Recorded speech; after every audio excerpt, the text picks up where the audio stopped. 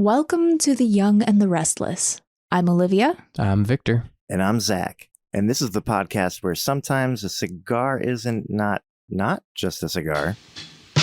Now I lay me down to sleep. I dreamt I had a soul to keep. And if I die before I wake, will that dream just go on for its own sake?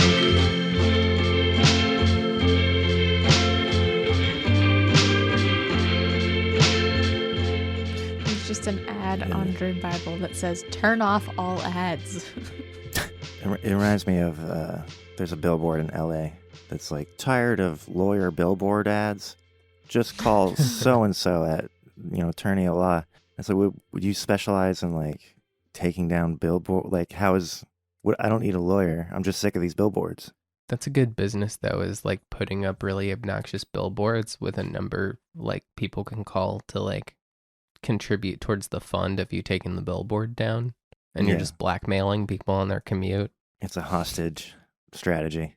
I like the one that's, there's this one I see around here that's just white with black text. And it says, it's more of a public service announcement. It just says, this is your sign to stop driving high. Which I love, because if you are high, that's like just clever enough to be like, oh, whoa. It is literally a sign. I feel like that's a distracting thought to put in somebody's head, though, when they're driving high. Yeah. Billboards are generally pretty distracting, I would say. I don't know. They must work because they're like a whole industry in Los Angeles.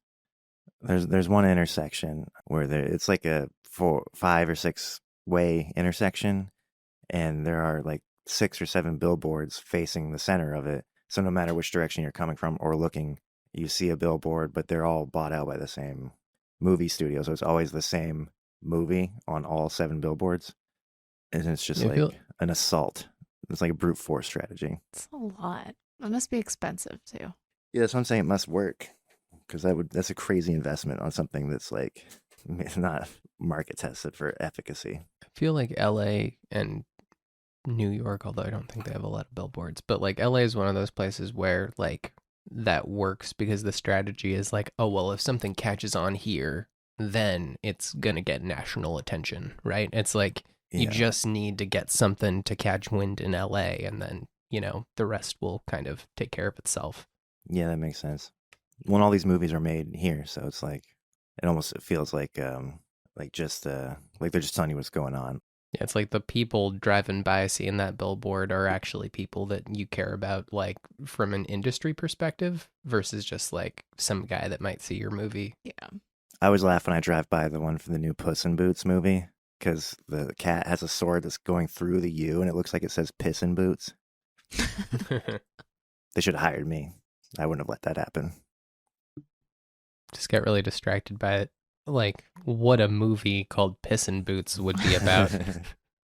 Just a guy who goes around and pisses in people's boots, causing chaos. And by the end of it, all of Los Angeles is on fire. But it's like a real serious like crime procedural. Like they're trying to figure out who's pissing in all these boots. Mm-hmm. Could also just be a fetish porn.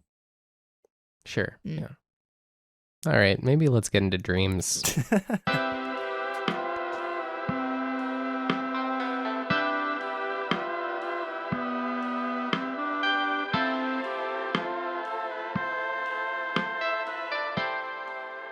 All right. I had a kind of funny one the other night where I was in like an old house and I was trying to go to bed, and like I knew the house was full of people, so I didn't want to be like disrupted from my sleep. So I was trying to like lock the multiple doors, but they were all like coming off the hinges and stuff. Like none of them would just shut. And like as I was struggling with one, my sister barges in and she goes, "Quick, name 3 hobbies that are green."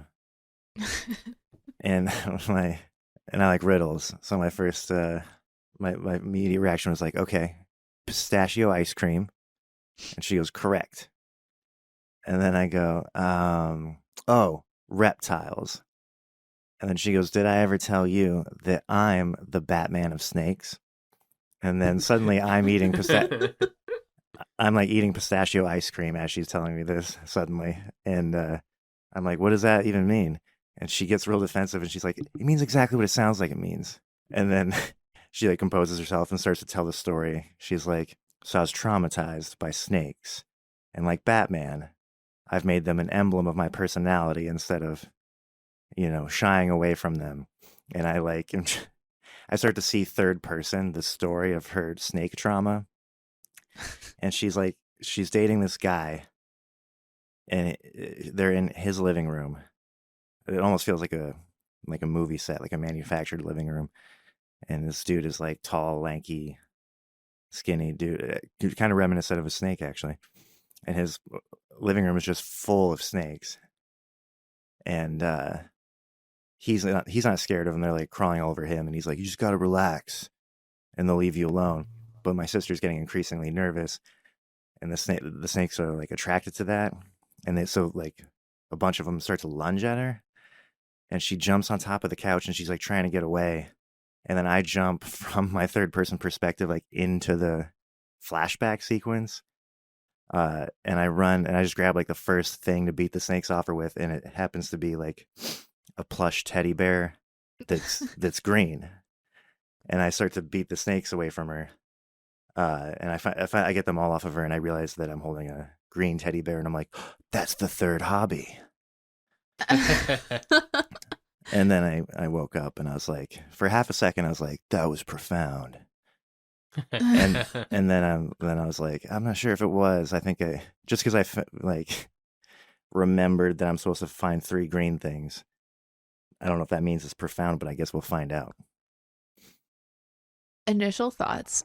You sometimes will have these dreams that like plant a seed and then come around and land on it again in a way that is like ties it up in a nice little narrative bow. Yeah, that's why this one stood out to me.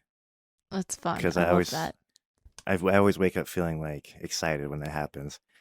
But my feeling is that it's just like, yeah, I just remembered something incidentally connected to something I dreamt about earlier, and then my storyteller kind of brain gets excited and like that's the callback.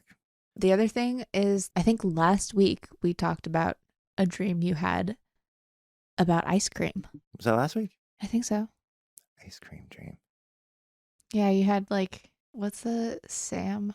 All right, Sam Elliott. Sam right? Elliott. Like, oh yeah, helped yeah. you pick chocolate ice cream.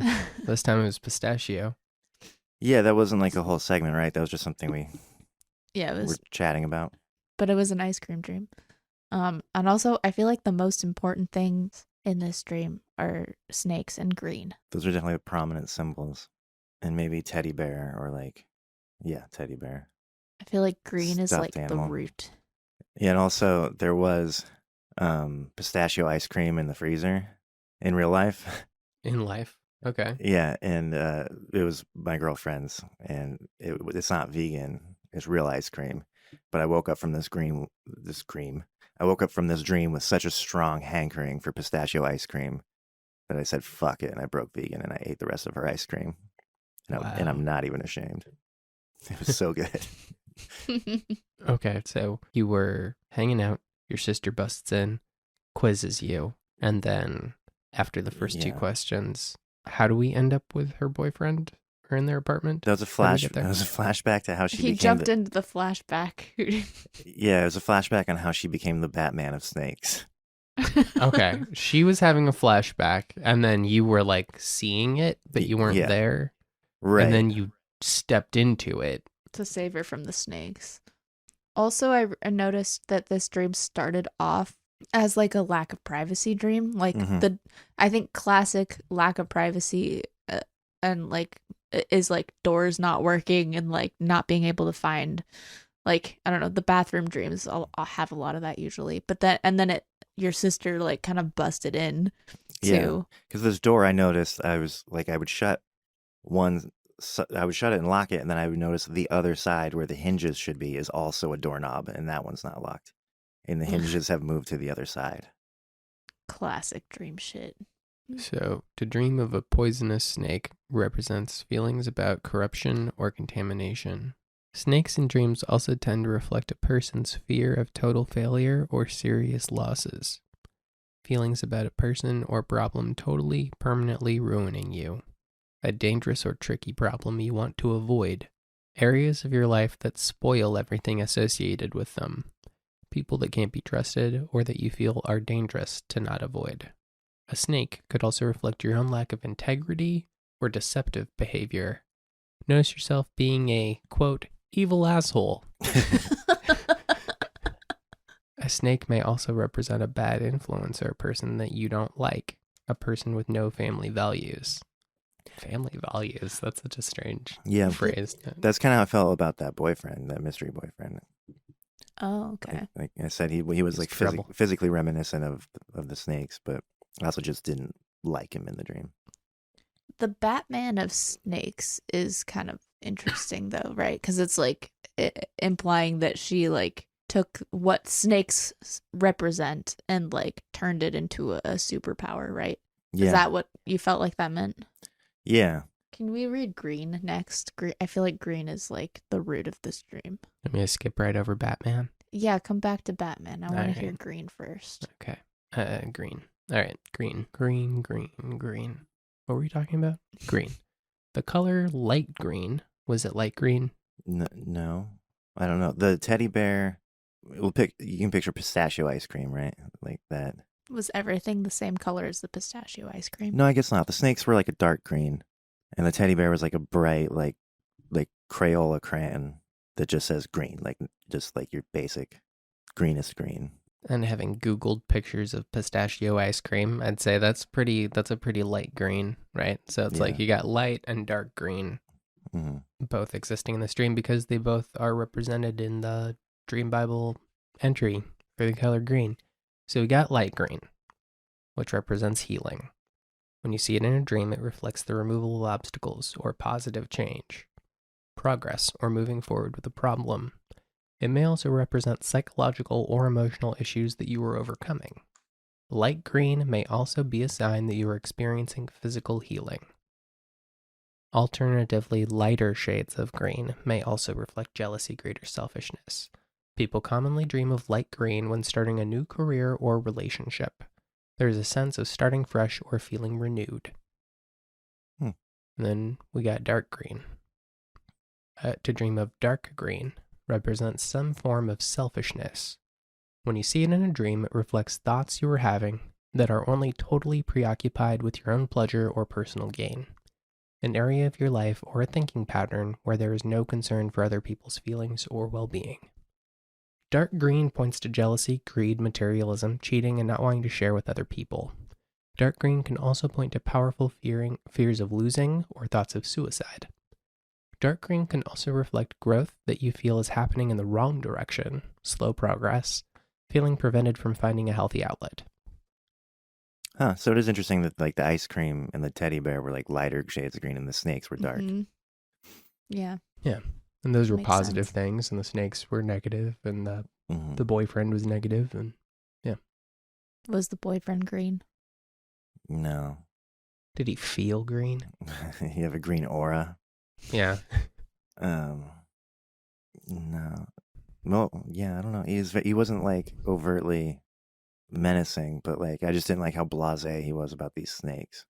Right. And you said he looked kind of like a snake. Yeah, not literally, just tall and lanky. He was No, like I know exactly what you mean. like 6 Snake foot. people. He's like 6'4" with a big Adam's apple. He was Exactly. connected to the snakes, though, right? Like the snakes and him were kind of a package deal. Yeah, they're like his pets. He had like it felt like 50 snakes in his living room. There's a snake guy. Like he was responsible for the snakes. Your sister was putting up with or not caring about the snakes, and then you were like, "Whoa, there's a lot of snakes around here. I got to do something." Oh, the snakes were attacking his sister. Oh, they were attacking? Yeah, Okay. they started. They started to when That's why I jumped in. Is because they started to. Like she was trying to listen to him and like relax so they wouldn't attack her, but she couldn't help but get nervous, and that made them want to attack her. And he didn't do anything No. when she was being attacked. No, he was Okay. he was basically like, "I told you not to freak out." Asshole. I know, evil Evil asshole. asshole. Okay, so she had kind of a self-fulfilling prophecy thing going on, right? It's like her fear of the snakes is what provoked the snakes. Yeah, And then you had to step in. Okay. That's interesting. it's like when there's wasps and people are like, just don't move. And you're like, but there's a bunch of wasps.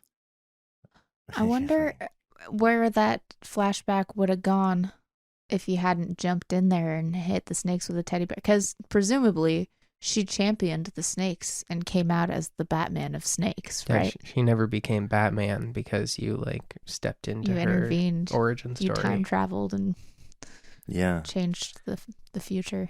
That's why I wonder what the teddy bear is like, if that was. I bet teddy bears and ice cream are kind of the same. Teddy bears probably comfort, right? And like Yeah, and it felt like it was her teddy bear too. Like it was a item from her childhood oh, okay. that I was using. Her childhood? Yeah. So a teddy bear represents emotional dependency, a belief in something that comforts you, makes you feel safe, or gives you a sense of security and reassurance. Something that may scare you, depress you, or make you feel powerless if you ever lost it or had to give it up. Needing to feel good about having something at all times. A teddy bear may be a sign that you're being needy, clingy, or dependent. It may also reflect a naive understanding of a person or situation you respect. That's interesting. Because I have a ton of respect for my sister, and I did have kind of this feeling as I was beating the snakes away that like I obviously have good intentions, but I feel like I'm like interfering. Like I'm not supposed to be breaking into this flashback. And then ice cream. Sorry, go ahead. I was just going to point out that it's kind of funny that like the original question was name 3 hobbies that are green, which is a funny wording, but then I proceeded That's to a name 3 hilarious things question. that are not even hobbies. That's Right. my favorite thing about this dream. They're ice cream, reptiles, Ice cream reptiles. And teddy bears. Teddy bears? hey teddy bear. Yeah, this teddy bear that I found on the floor. This teddy bear is a hobby. That's the third hobby. Yeah. I would argue that teddy bears are a hobby. You should have seen my room when I was a kid. Yeah, I guess collecting reptiles, collecting teddy bears, and making ice All of cream those. could all be hobbies. Or collecting ice cream. I collect ice cream. He does. I like to like have some people over and like show them like my wine cellar, but it's a freezer just full. He doesn't show it to anyone. Wall to He keeps it to himself. wall. It's my Private collection. shame cellar. A what? A shame cellar? But you're not eating any of it, like how wine people just have like, oh, this is a, old world, 19 whatever. Right. Yeah, this is a vintage ice cream Yeah. from the 70s, back when dryer was good or whatever. I don't know. Yeah. No, the ice cream gets eaten and replaced. So if you're dreaming about ice cream, which we talked about last week, I think, then it represents comforting yourself or habits you have to cheer up from a bad situation, something you're doing to make yourself feel better about something negative that has happened to you, how you choose to comfort yourself during a difficult situation. So Olivia called it that teddy bears and ice cream are both comfort of various kinds, and they're both like kind of unhealthy. Like the ice cream is, you're doing this like indulgent thing to make yourself feel better from something negative, and teddy bears are like you're getting comfort from being like clingy or overly dependent on someone or something. And then they were both light green in the Dream Bible. Represents some asshole mispronouncing green. It represents healing or removal of obstacles or positive change. So maybe it's like having certain weaknesses or imperfections, like human fallibility or whatever, coming up with a thing that is ultimately positive and good and healing for you. What would you guess that your sister represents to you as a dream character? That's a good question, because as you were talking, Victor, I was just putting together some things that could make this dream potentially be about something seemingly unrelated to my sister. So I'm trying to... That's probably true. I feel like that happens a lot of the time. Like I'll have people I know in real life fill in as like a symbol for something else. And then the dreams that are about people in my life, oftentimes those people are not even in the dream. Yeah, I imagine like, you love your sister, you have a bond, you have like a close relationship with your sister, and so this is probably representative of some other close relationship, or how you deal with close relationships or something. Well, look up sister. We could, yeah. Yeah. See, Yeah, I'm let's see what curious. Dream Bible says about sister. Took me to siblings. All right, to dream of siblings represents an alternative or competing perspective.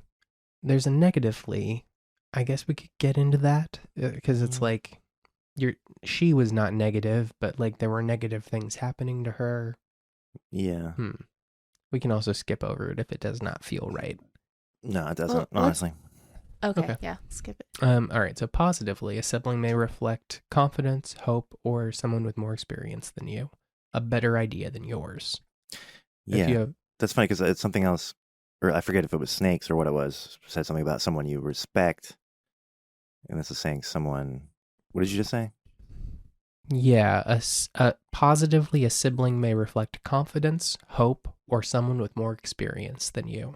A better idea than yours. That resonates. She's my younger sister, but she, I feel like, is further along than me. She's kind of like crushing it in life. You know what I mean?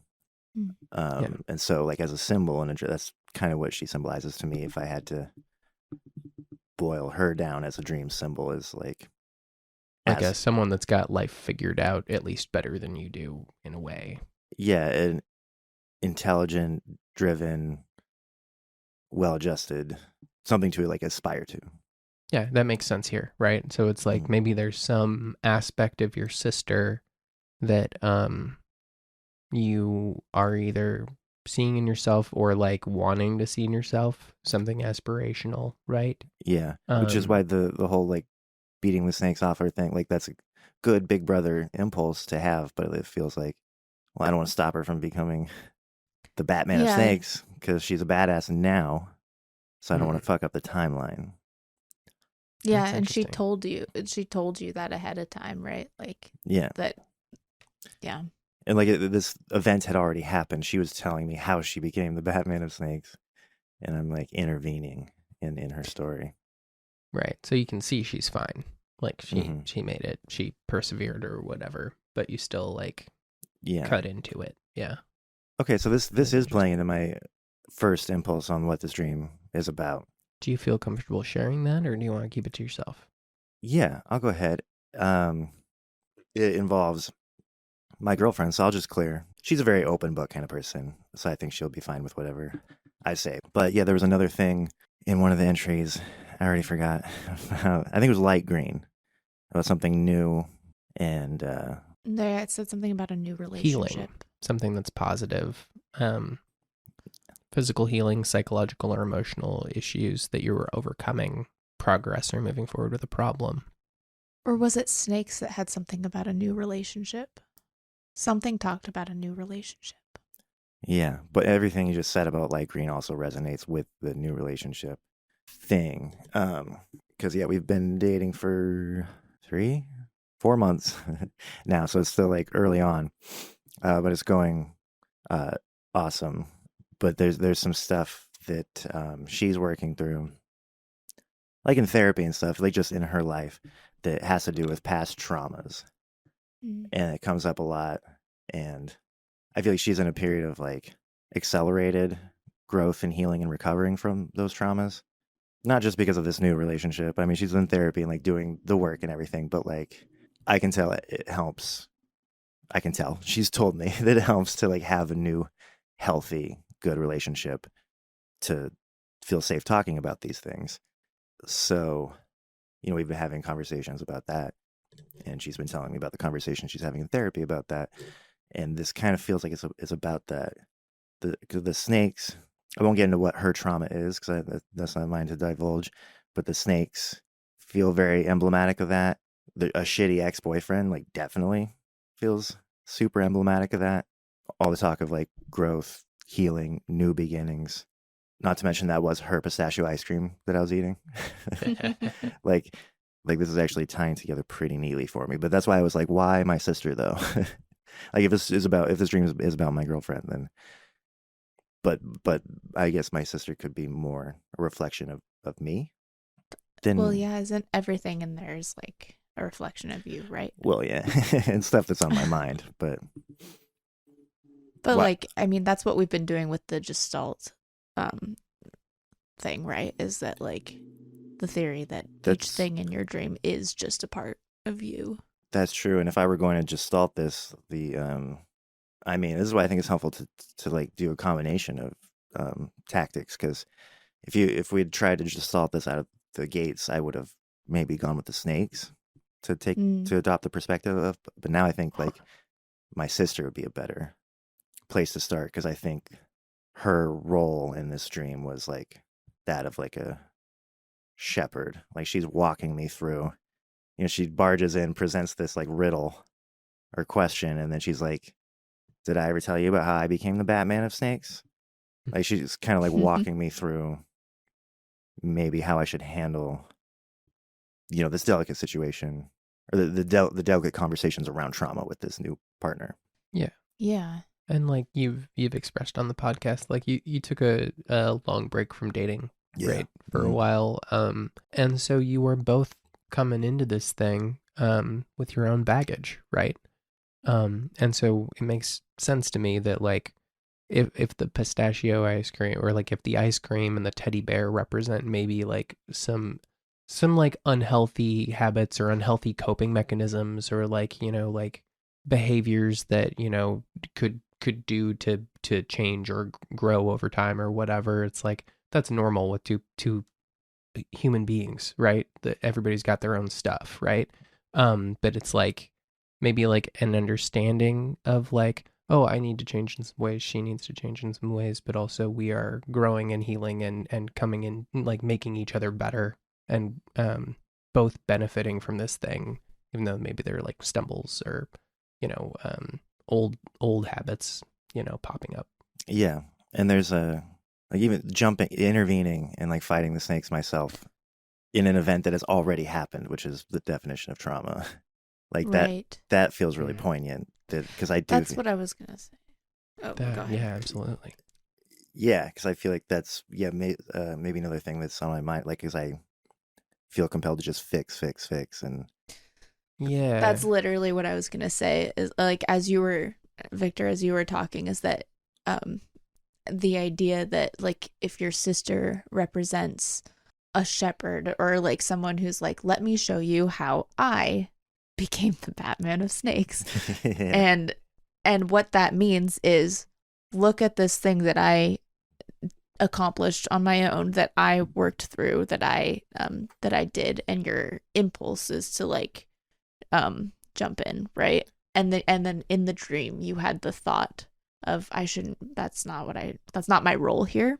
So like, But I that couldn't kind of help sound. it. And my weapon it was just the first thing I grabbed, but my weapon was literally like nostalgic comfort, like something you Right, and it's squeeze. Yeah. comfort in something that teddy bears, right, is like comfort in some like an unhealthy coping mechanism. Is that what it is, or what did it's it like say? clinginess, right? Oh, okay, Yeah, gotcha. which is interesting, because I think this dream did come off the heels of a conversation, because our relationship is long distance currently, and speaking to what you were saying a second ago, Victor, about like old patterns and habits, I felt myself last weekish, or 2 weeks ago maybe, maybe demanding more of her attention than I should have. I was feeling really strong separation anxiety, and then we had this whole like follow-up conversation about it, where I was like, I really don't want you to like get off work and think like, oh, I better immediately text Zach or he's gonna have a meltdown. Like, I don't want that dynamic. I don't want to be codependent, and I don't want to be clingy, which is a word you just used. So I think this dream is very much related to that, like wanting to do things right and healthy, and without any maladaptive coping strategies. And that those things are still coming from like a positive place, right? Right. That like Right. nobody Yeah. here is trying to do harm or take advantage of anybody. Like it's Except for just that like evil asshole. right. Yeah, the Joker of snakes. which is not every relationship is like that, right? Sometimes the unhealthy stuff that's happening in a relationship is happening because someone wants an unequal partnership Right. or wants to take advantage of somebody, not the situation you're in, right? Which is why I think that all this stuff is dressed up in this light green, this healing, right? Of like, maybe stuff is coming up, right? But like you guys are working through it. You're figuring it out. You're getting healthy together. And the whole conversation around trauma and like, she's is healing and like making great strides, but that's all I can do is be there for her and be like patient. I think is like the message of the Batman of Snakes thing. Which, speaking of, I think the Batman entry is ready for us. To dream of Batman represents confrontation with overwhelming adversity with superior intelligence or resources. Always having a perfect solution, blah, blah, blah. The part that I thought was interesting, alternatively, the dream is a sign that there is some kind of wrongdoing that you feel the need to rectify, which you spoke to as like, feeling like this thing that already happened, you still feel like an impulse to try and fix. And that's totally relatable, right? Yeah. But you can't just like Control Z on a traumatic event. Yeah. And also like, much as in the dream, like your sister who you love is there saying like, let me tell you the story of how I became the person I am, right? It was a negative thing that happened.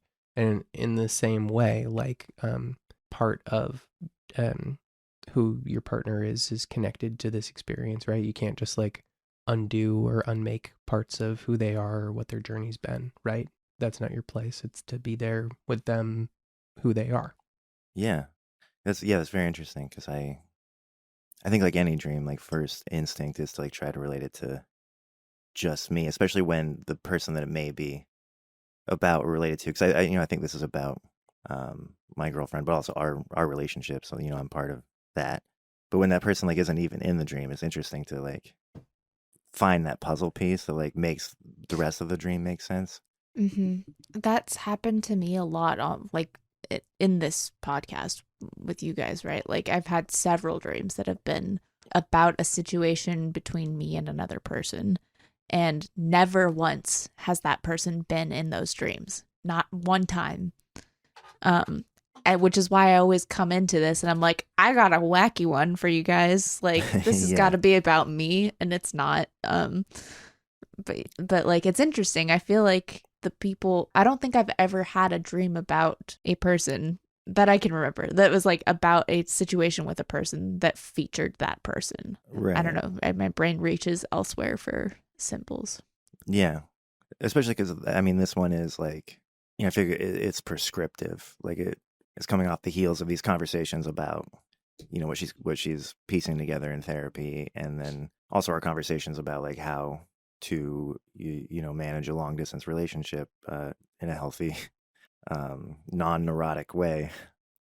So it feels, prescriptive in the way it was framed by my sister in the advice that she was giving me, or that I was giving myself through her.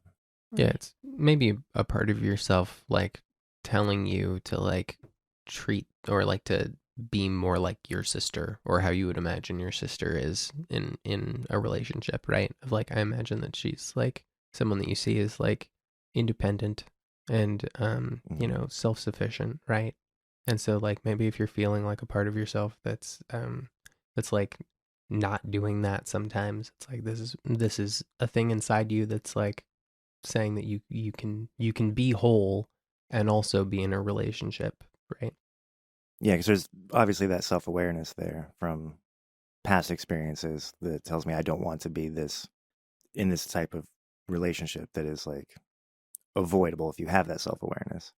It's really good that you're in a place where you're seeing that and talking about it with your partner, because most relationships, I think, in any area that you're not talking about a thing, you will just fall into a pattern around that thing, and it's super easy for it to be like the wrong pattern.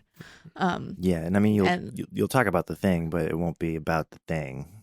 Exactly. Yeah. So like calling it out for what it is, and like and then saying, I don't want this dynamic. There's like accountability there, and you're both going to be like, you've brought to light a thing that you're like really wanting to avoid. And it's hard because there is some impulse to fall into that pattern, right? Like there's a part of you that wants to cling to this person that you love, that you want to spend more time with, that you want to hear from. You obviously want that, right? But it's like, that's what makes it hard, is that's why people don't bring it up, is because they want to be able to just do that thing. So I think that's a really good place to be in. Yeah, I felt pretty good about it, even though like last week or whenever it was when we were having these conversations, they're not like fun conversations that you want to be having. You want to be like joking and laughing and smiling, but they were better. I mean, they all took the shape of like, hey, I'm feeling this way. I need to talk about it. You know what I mean? Like I didn't do anything clingy. I just told her I was feeling clingy and like feeling intensely and feeling intense separation anxiety and like, you know, sadness about the distance.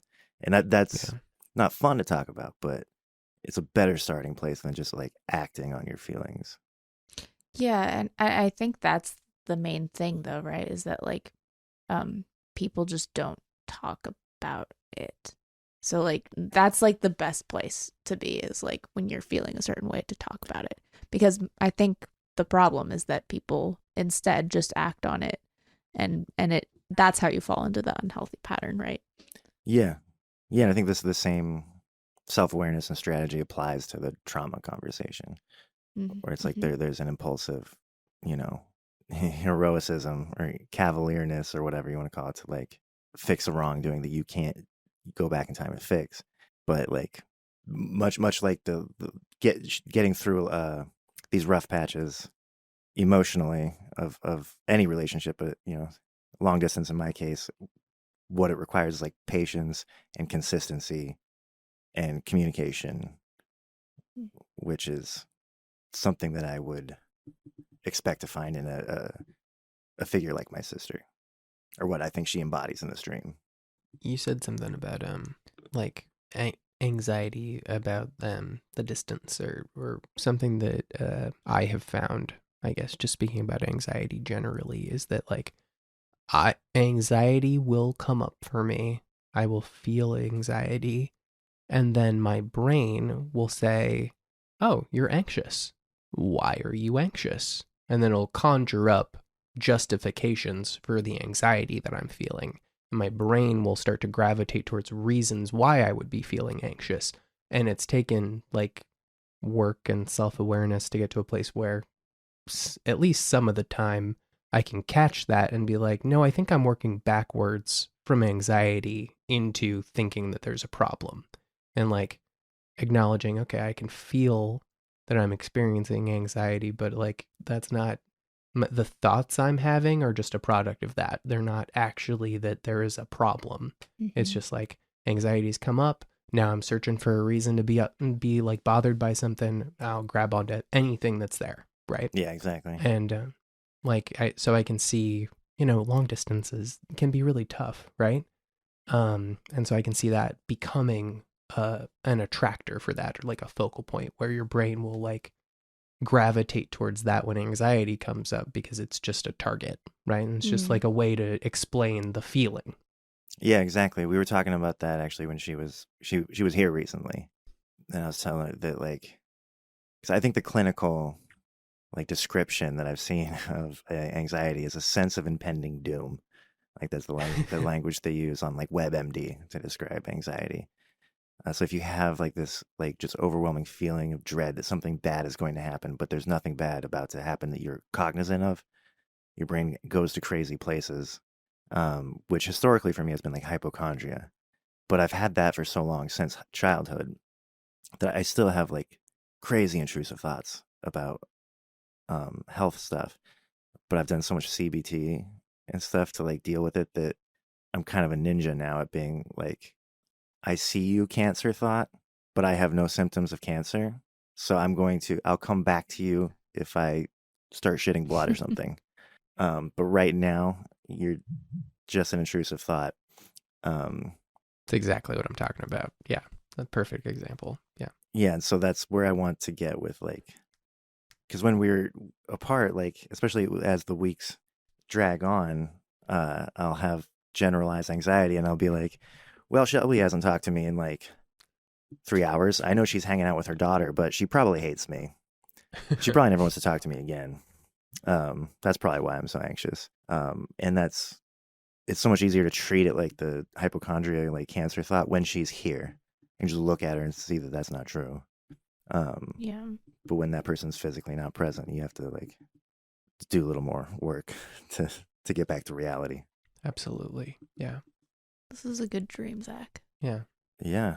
When you were telling Came it, I was together. like, oh, this is wacky. It's a wacky dream. The wacky one. Yeah. It's a fun one. But no, there was stuff there. Yeah, There not always the, seems to be stuff there. and not the stuff. There's always stuff there, and not the stuff I expected to be there either. I'm pretty happy that this wasn't another fucking work dream. I appreciate that you were willing to talk about it, because like partway through reading the entries, I felt like, oh, this is about his relationship, but I didn't want to like say that. I didn't want to throw that out there, but I was feeling that, and so. No, I'm comfortable with all the relationship because the relationship is going really well. It's been way healthier and like growth oriented than anything I've been a part of.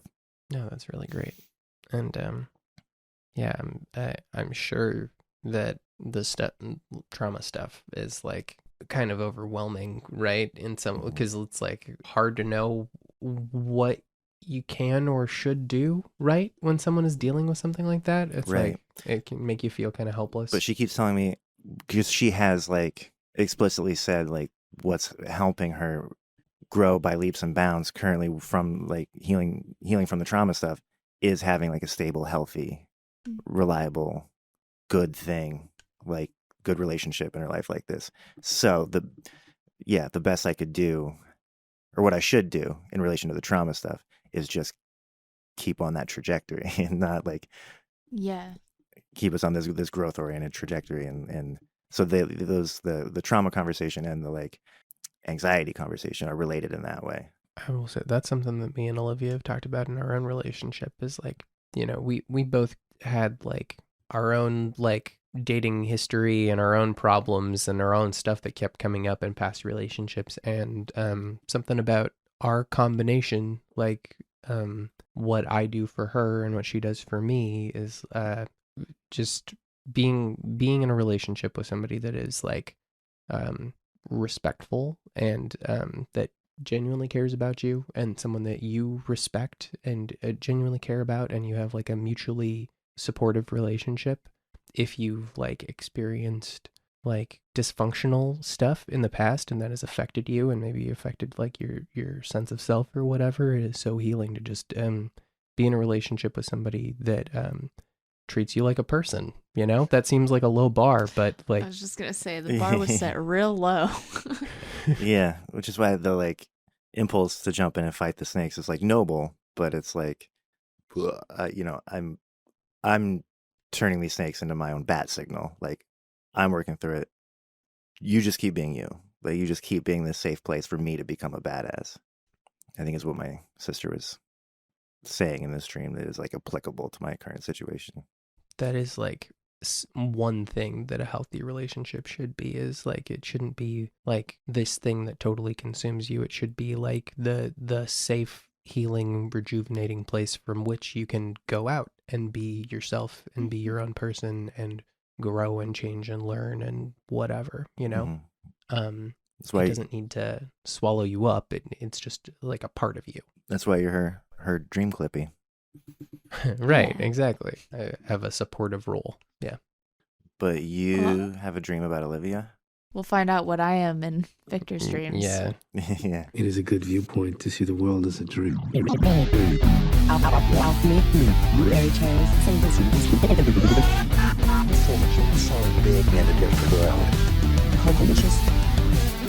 And unconscious human personality. Something like a nightmare.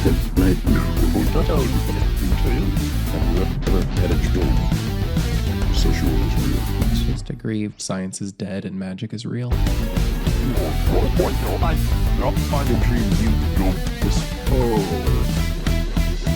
Where do your dreams come from? What do they mean, really? We all dream, just as we all breathe.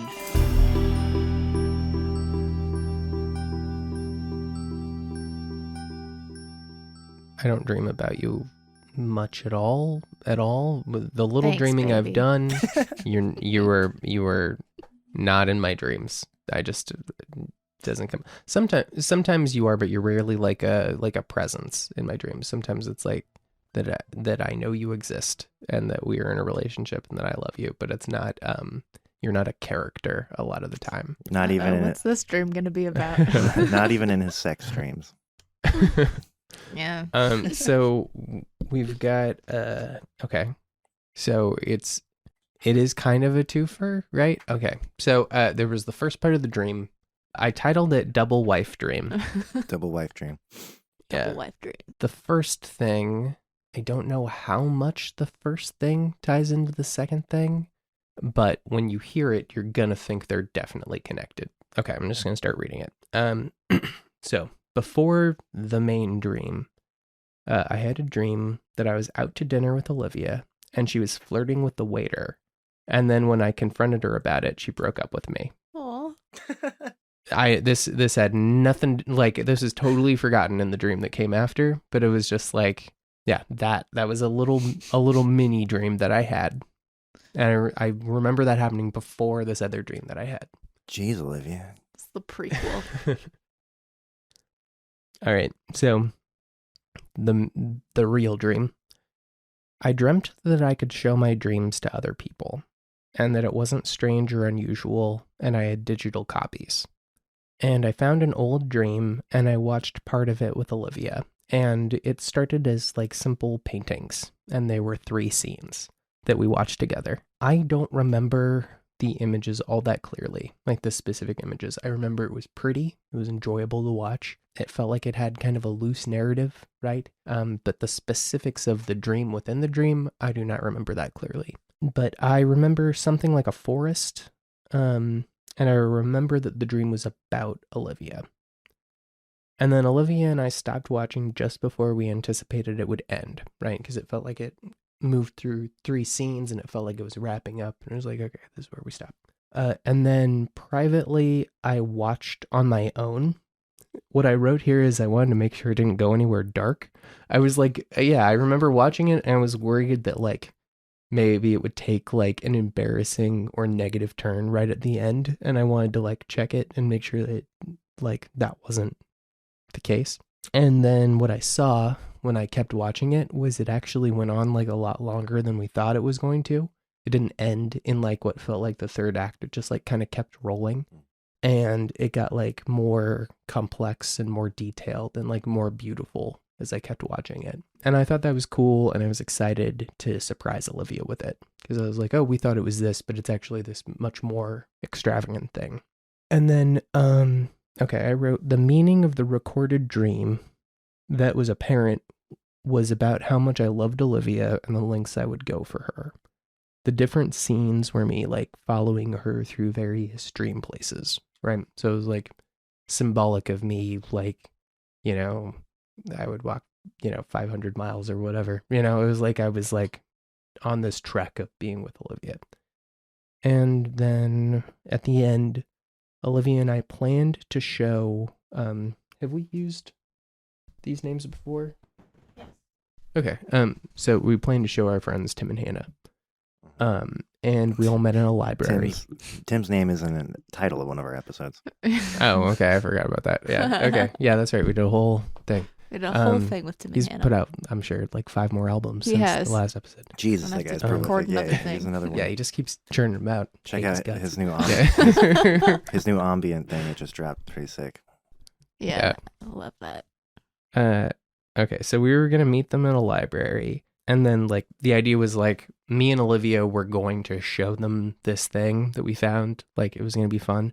But then my secret was like that it was going to keep going and it was going to be a surprise for Olivia too. And so I was like, oh, this is going to be fun. That it keeps going and it's like a positive Yes, thing. it kept Okay. going and got like, in a positive way. Yeah. And that was it. I don't think we actually showed it to them. It was just like we were in the library and it was something we planned on doing. Like we were just kind of hanging out.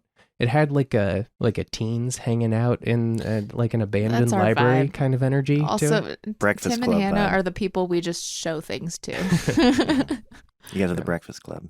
Is that it? Yep, that's the whole deal. Yeah. 2 first impressions are, I can't remember if we did a segment on it or not, but I had a dream recently where I could record dreams. Really? Oh. Remember, but mine were like recording to VHS, and they had like a creepy liminal quality to them. Yeah, you just Yeah. did talk about that.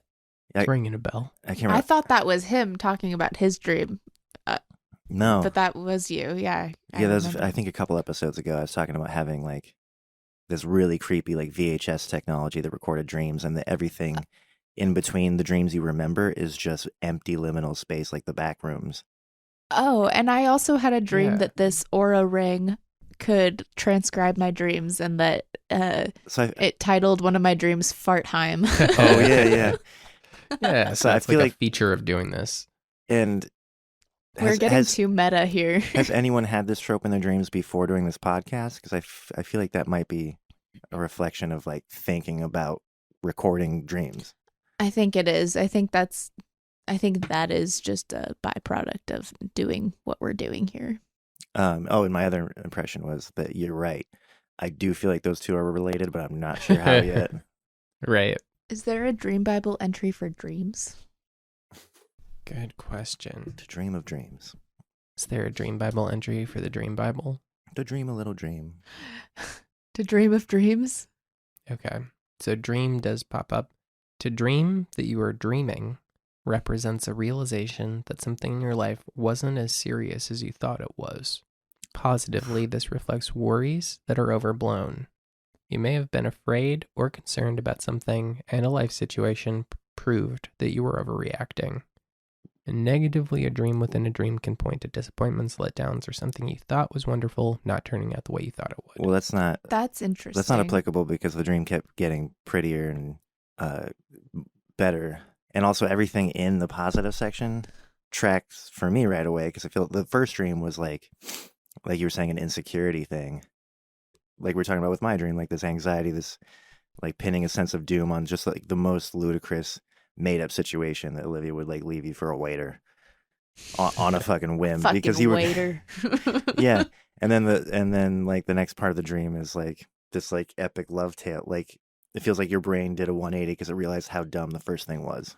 To dream of a dream, it represents something that you're in your life that wasn't as serious as you thought it was. Right. But the dream that you were watching the recording of, you were afraid it was going to turn dark. And so you turned it off. That's the fear that something was serious. And then you kept watching and it was not dark. And that's it being not as serious as you thought it was. I didn't turn it off. I think you turned it off. Oh, okay. And, That's like, important. That wasn't a thing I was worried about when we were watching it together. But then after you left and it was just me in the recording, I was like, I just want to know everything that's on here just in case. Yeah. Which came from like, maybe like if this is like a dream about sharing dreams, right? I like, you guys probably empathize with this, but like it's a vulnerable thing. There's a little bit of an anxiety of like, oh, is this gonna say something negative about me or something that I don't want to like show other people or whatever, right? I think we can all relate. Yeah. And so maybe that is reflective of that, of like, oh, is this thing going on in my brain? Is this like a negative thing, a bad thing? Well, So wait, so Olivia never saw the rest of the recording? No, she never did. Oh, that's tragic. Yeah. That's a really that trope in like storytelling always gets my heartstrings. That trope of like this profound display of like one's true feelings or whatever, but the person they're intended for doesn't even see it. It just lives in a vacuum. Yeah. That's like this one of the sadder episodes of Futurama. Man, I mean, we're super mushy over here. I'm in the vacuum with him. I remember waking up being sad that I couldn't like convey what I saw in the like dream within a dream, because like I remember just being like struck by like how beautiful the like imagery was. Yeah, like moving through it. Could you like describe it? Is there a way to? It like it's one of those things that like quickly faded from my memory. Unfortunately, I just remember it's like kind of like abstract landscape kind of stuff, but Okay. like done a very interesting way. I was just picturing like the animation from Midnight Gospel. Oh yeah, Mm, that's a good show. yeah, that is a good Mhm. show. Well, so what do I represent in this dream? If not just me, right? Like maybe we should look at it the way we were looking at Zach's dream. Because you don't dream about me, right? True. Very yeah. often. So it's just interesting that there I am. Yeah, well, the first one feels like it's about that fear of like, well, if like something bad or even just mildly annoying is happening and I speak up about it, it's gonna get a million times worse. That's interesting. Yeah. So that could be about anything. Yeah, it did feel like I unleashed like the reaction from you of like, you know what, I'm done. Kind of like attitude towards our relationship Is by that what like happened? You like said something about the waiter thing? Yeah, it was like that there was like something didn't sit right with me about how you were interacting with this guy, and then I asked you about it, and then you had like a I can't remember exactly what your reaction was, but it was basically landed on like this relationship isn't working for me, like we're done. If I kind can't of thing. flirt with anyone that crosses my periphery. No, I think it was just like, well, I will say like I'm very happy, and we don't have a lot of problems in our relationship. Like we're solid, but I am an anxious person, and so when my anxiety does like drift towards our relationship, it's usually just like, you know, she could just fall out of love with me. Yeah, That those could like happen. those intrusive thoughts that I was just describing. Yeah. They feel Like, very doesn't real have before to- you. Yeah. Before you grapple with them, they feel very real. And this, I guess, felt like that. It felt like a you just falling out of love with me kind of thing. But like Olivia was saying, it could be not about her. Like, it could be something else you're worried about. Totally. Fucking up I by kind of feel virtue like of it is. standing up for yourself or whatever. Or Yeah. like, I don't know. I feel like an important moment is me asking to turn off the thing, not wanting to look at the rest of the video. I don't know. My first thought there is like, is that about like a fear about the future? That was my gut feeling about that, is that it feels like the rest of that video is like a projection of the future, and like there's maybe like a fear about what's on there. Just in general, like your future together, or just I like don't know. Victor's future, period. I don't know, like that. I have no idea. I don't know. Does that feel like it means anything? I disagree. I will explain kind of how it feels to me. Okay. It felt like we both thought we were done. Like that we had watched everything worth watching. It kind of felt like turning it off like just before the credits roll, you know? Like we both thought like, oh, that was nice. We felt like it was done. We were turning it off. And then you left, and then I was like, you know, there's just like a little bit of I'm just going to make sure that this doesn't keep going, you know? I think that like you choosing to turn it off is less relevant than like me being left alone with it. I think that maybe represents like, I think that, you know, I can be like down on myself sometimes, or like kind of like self-loathing sometimes comes up for me. And so I think it represented the part of myself that was like maybe afraid that I would see something about myself that I didn't like. Okay, I think that's And why I looked into it. Sorry, I think we both got the impression that it was being turned off out of fear that something Yeah. dark was coming up. Yeah, no, I think that when it got turned off, we both felt like that felt totally light. There was But no you were fear, afraid. there was nothing there. But after you Yeah. left, then the thought occurred to me of like, I need to make sure that we did see everything, that there wasn't something wicked, you know, in my mind or whatever that that like was on the tail end that like you would see later or we would show to other people or whatever. So I think it was like, that was like a little bit of like a self-loathing, a little bit of like a self-consciousness, self-anxiety focused thing. And so I explored it. I was like, I need to make sure there's nothing on here. And then like, I guess it could have gone the other, like I could have been like, oh, this turns very dark or whatever, and could have turned into a nightmare. But I was surprised by, or not surprised, like, but I, what I got was actually, no, this is just like, this is deeper than what we thought we had. This is a reaffirming of like depths of love and care and commitment or whatever, you know. But you didn't feel compelled to be like, hey, Liv, come back, look at this. No, I didn't feel like I needed to, but I was like excited for you to see it, I guess. Yeah, I felt like that you would be happy to see it. I was perceiving it as beautiful, right? I thought it was one thing, but it's actually so much cooler than what it was. It's like if you like started watching a movie that was like, oh, it's like a simple animation or whatever, and then you get like 15 minutes into it and it like grows into like some like really intricate, vast, intense like technical spectacle or whatever. It's like, whoa, you gotta get past the first 15 minutes, right? And then it really gets going, right? So it felt like me and Olivia had seen the first 15 minutes of like some like epic thing, right? And so I was like, I get to surprise her with how cool this turns out to be. It's very different from the first dream, but it still feels related somehow. I'm going to read something not connected to this dream, but relevant to me as a guy that doesn't dream. There's a no dreams entry in the Dream Bible. So I'll read that. I like how we talk about you as the guy who doesn't dream, but since we've been doing this podcast, you've been dreaming plenty. Well, so let's see what this says about me up until like, you know, a few months ago when I started dreaming. No dreams. If you don't have dreams, there may be two reasons for this. First, you may not have any psychological issues that are important enough to trigger a dream. If this is the case, you are probably a very honest person who lives very responsibly.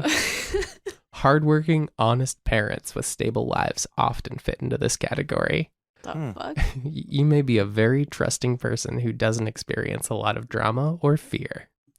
And just not going to read the second part. You guys don't need to hear the second possibility. I think like that's for sure what it is, right? It's like, I just really have my shit together. Wrong. Okay, so part 2. A second possibility for having no dreams may be a vitamin deficiency caused by a number of factors that are reducing your body's ability to make or use acetylcholine, which is the main nutrient used by the brain to create dreams. To learn about vitamin supplements you can take to increase dreaming, it's recommended you visit the Dream Enhancing page, and there is a link. Dream Bible. It's trying to sell You me got me. supplements, dream supplements. Just trying to that. sell you supplement.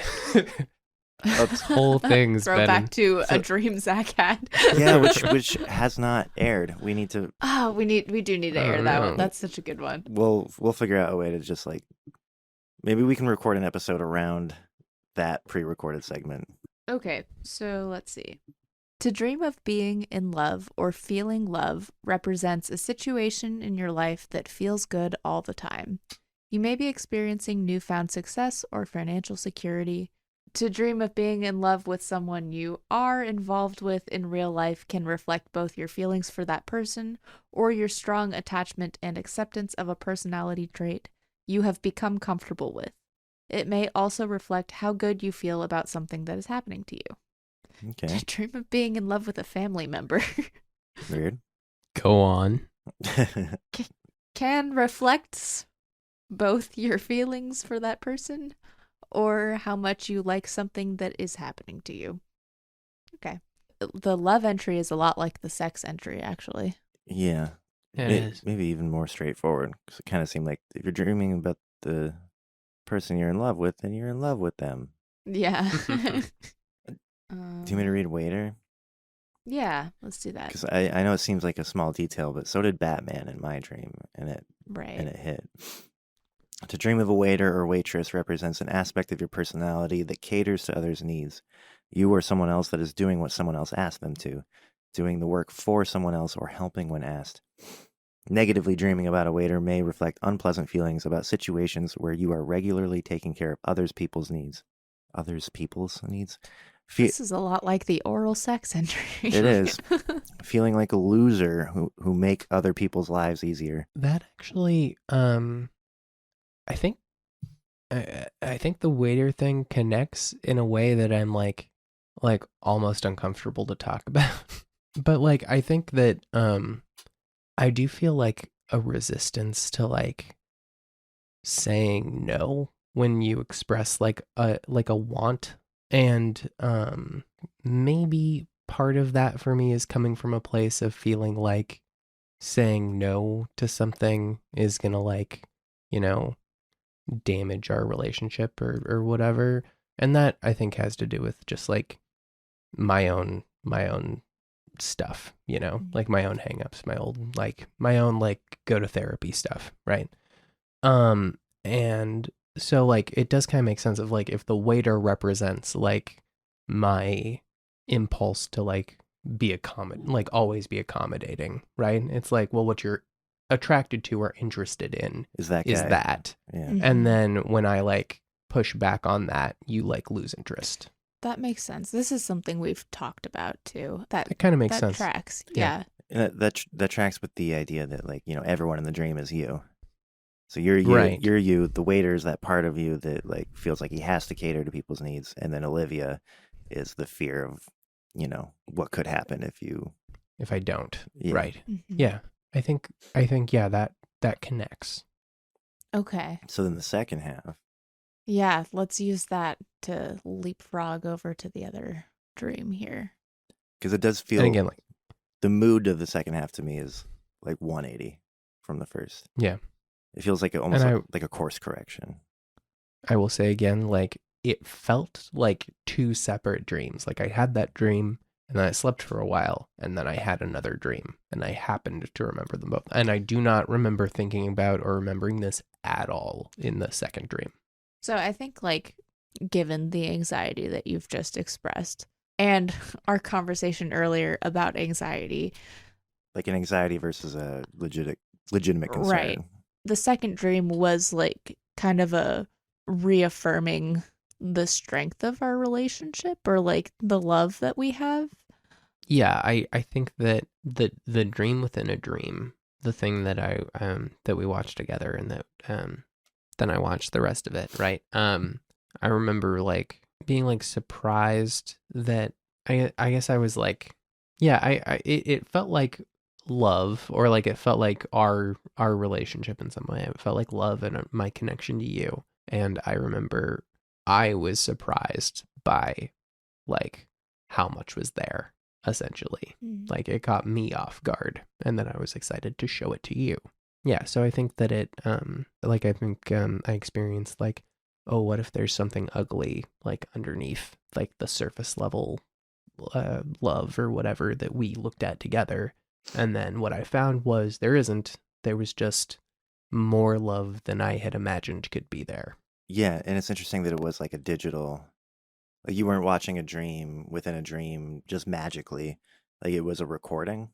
Yeah. Which is, you know, like proof of something. And which you were then going to show to people, right? Yeah. Yeah. Here it says to dream of recording, which there were a lot of like video, a lot of related terms that I could have used, but like I scrolled down to recording because, you know, we had mentioned how like we're recording this podcast and that seems to be like maybe a catalyst for having these types of meta dreams. But to dream of recording represents feelings about something being perfectly noticed or remembered in detail, feelings about feelings, ideas or behaviors being copied, repeatable behavior. And I did, interesting. You know, just piggybacking off the like dynamic that I theorized about a second ago, where like, you know, you're you and the waiter is this other part of you and Olivia's this fear of yours. That does track with her leaving for that second part of the recording. If she's like this fear of something happening in this case, that fear would go away as you experience the proof of this like profound reaffirming love. Yeah, that's interesting. Yeah. That's just a theory playing off like, I don't know if like symbols retain their meaning throughout, and it's into a separate dream. Yeah, I totally see what you're saying. I guess it's just like my experience of it in that second dream. You both in a couple different ways gone like angled towards like that being like a conflict moment or like an anxiety moment, but I didn't experience any of that when I was with Olivia. It was when I was alone with my own dreams, right? Or my own subconscious, right? It was when it was like me and myself. That's when I experienced, and it wasn't heavy, it wasn't a lot, but like what drove me to take a second look was a fear of like, well, maybe there's, something bad about me like buried in this thing that I don't know about and I need to know about it. So it felt less, this dream or that part of that dream felt less about like a fear about my relationship with Olivia or my relationship with other people, and more to do with like just the inside my of your relationship mind. with myself. Mm. Yeah. I feel like there was another dream recently that we talked about, the one with the like deflating version of you, the ghost. And the ghost entry was talking about like past traumas or like repressed memories or something like that. And like if this part of the dream is about like dream analysis and the vulnerability of like coming on here and like talking, like looking at your subconscious, is not necessarily about like the podcast as much as it's about like looking inward, like could be that's come up for you a couple times, right? Yeah, you expressed a couple episodes ago, or maybe even last episode, like I don't want to use the word resistance, but like an apprehension about going to therapy. Yeah, I think that's accurate. I don't know that it's that I feel resistant to I get to it because I feel like I engage in self-reflection a lot.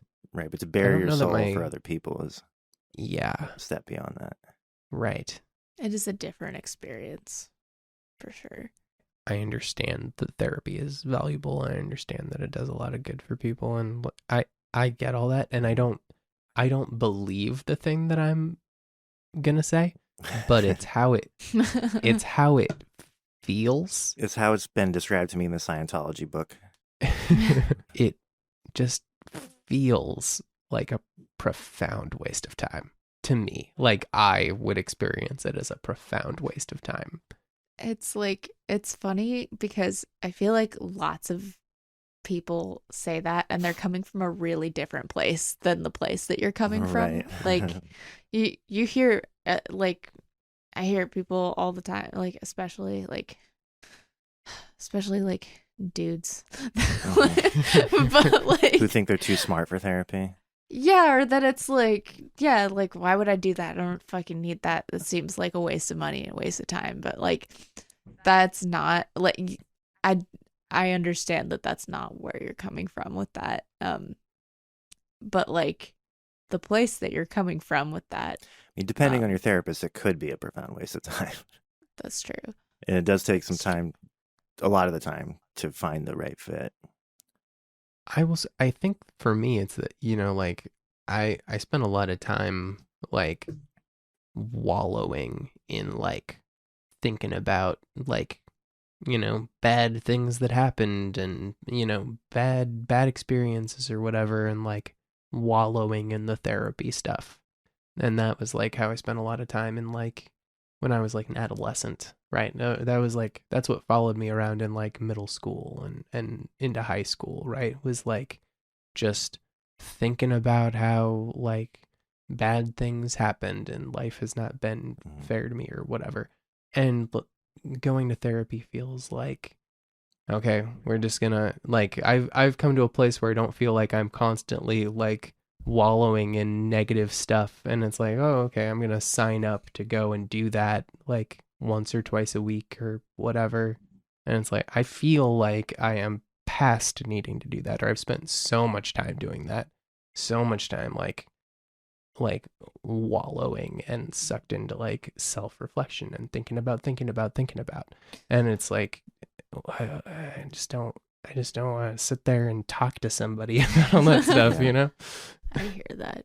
I think there's a really big difference between a child, quote unquote, wallowing in like the bad things that have happened to them and doing therapy. Like that it's really not that. I think literally every person could benefit from therapy if they go to it and do it, you know, do the work.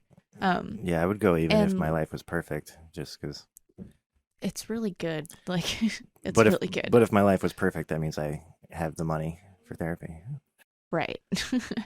But it seems like your resistance to looking at that stuff is about a fear of what's going to come up and not knowing what is in there.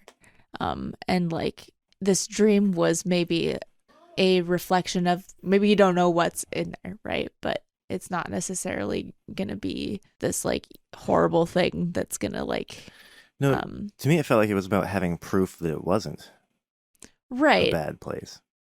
Well, that's what the dream was, but I guess I'm just saying that like this dream is like potentially a simulation of looking inward. And right. A possible scenario of that is that there's other stuff in there.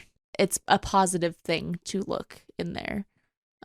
Yeah, my macro level like feeling of this dream at this point, and tell me if I'm like way off base or whatever, is that, and this is probably just because we were just talking about like anxiety and the, you know, pinning that feeling of impending doom on something crazy.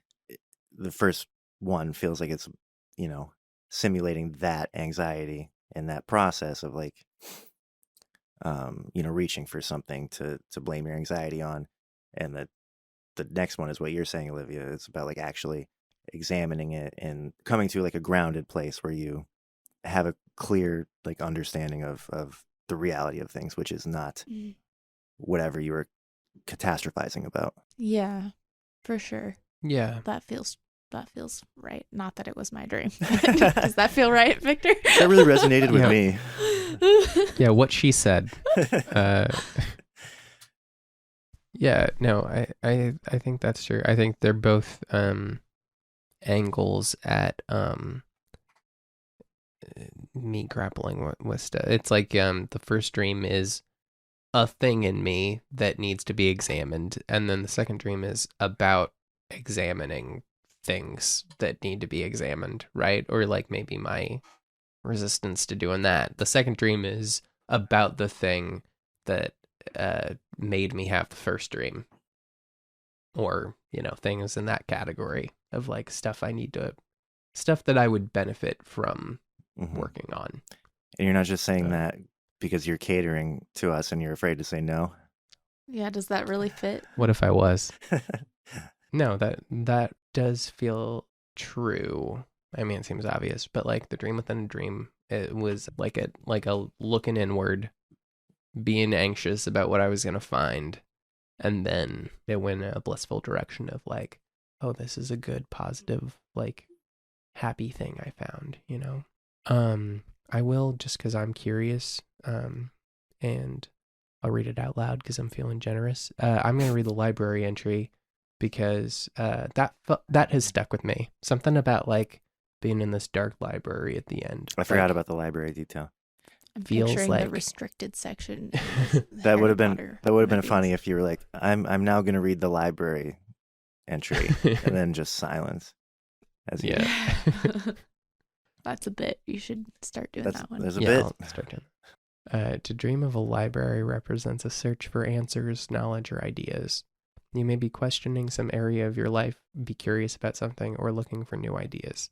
A person or area of your life with a wealth of knowledge, a store of knowledge you always feel that you can depend on. Feelings about needing to learn a lot about something you are doing in waking life.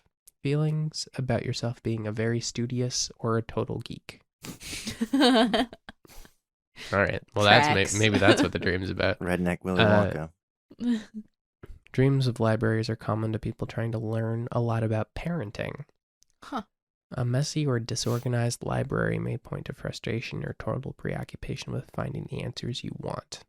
It was just a normal library, kind of dark. Yeah, so it's like kind of a dream about introspection, I think. Yeah. That does feel true. Yeah. Yeah, it could be still about the about the podcast. like not just the framework inspired by doing the podcast, like we were saying, but like about coming to a place where it's maybe less scary to share publicly. I'm starting therapy sometime in the next few months, probably. But I'm just thinking about how often I'm going to go in there and be like, so I had this dream. Like, and then I'm going to come back here and be like, so my therapist says this dream's about. It's a new segment, Therapy Corner. Yeah. With what Olivia's therapist had to say about her dream. We'll bring my therapist on the pod. Yeah, that's not a HIPAA violation. We saw on John Oliver the other night, they have this like practice dummy for therapists in training. It's got like a digital face that's supposed to like show human emotion, and then it talks at you. It was just really and, uncanny. It's like, It said, I ride the bus. Nobody talks to me. I'm gay. That's a dream client. It just tells you exactly the heart of. I know, that's a great starting place. Let's talk more about the bus. Yeah. I wonder if you could just go to like chatbot and be like, hey, will you pretend that I'm your therapist and simulate? Just chat GTP. Yeah. Your therapist. No, I mean to be your practice client. Like if you ask it to embody a Should, client. like want to try that right now. You should ask it to interpret a dream sometime. Victor did. Yeah, it was really like reluctant to do that. It never wants to do anything fun. It's always like, Yeah. oh, that would be unethical. It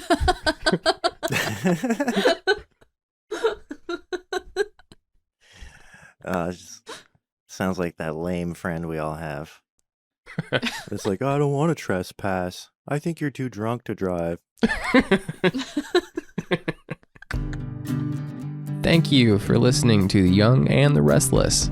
You can follow us on social media at The Jung and the Restless Pod and submit your dreams for interpretation to thejungandtherestlesspod at gmail.